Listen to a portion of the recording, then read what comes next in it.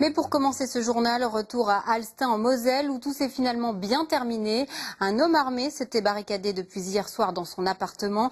Au terme de difficiles négociations, l'homme s'est rendu.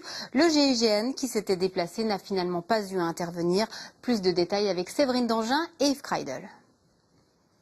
C'est derrière les volets de cet appartement du premier étage que s'est retranché le forcené durant plus de 16 heures, tenant en haleine les quelques 3000 habitants de cette petite commune de l'Est mosellan.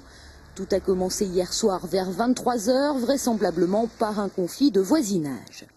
Je suis monté et directement en premier lieu j'ai ouvert la porte, il m'a menacé avec une arme. Mais bon, je le connais et c'est pas le type à être vraiment méchant. Il a toujours été sympa avec moi, il n'y a pas de stress. Je pense qu'il a plus un problème à régler qu'autre chose. Ce voisin parviendra tout de même à redescendre chez lui avec la femme et les 2 enfants du couple. Ensuite, c'est l'engrenage. Les gendarmes arrivent, 3 coups de feu sont tirés et le périmètre est aussitôt sécurisé. Les négociations seront alors longues et difficiles jusqu'en fin de matinée, moment où le jeune homme décide de couper le contact. Le GIGN venu de Versailles prend alors le relais.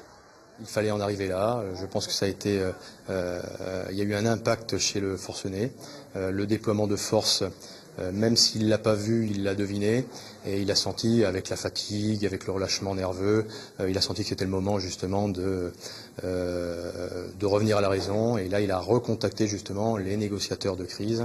Il a rétabli le contact et justement on l'a poussé vers une reddition tout à fait honorable et on l'a récupéré à ce moment-là vers 15h30. Hospitalisé d'office au CHS de Sarreguemines, l'homme va maintenant être soumis à une expertise psychiatrique qui déterminera les suites judiciaires de cette affaire.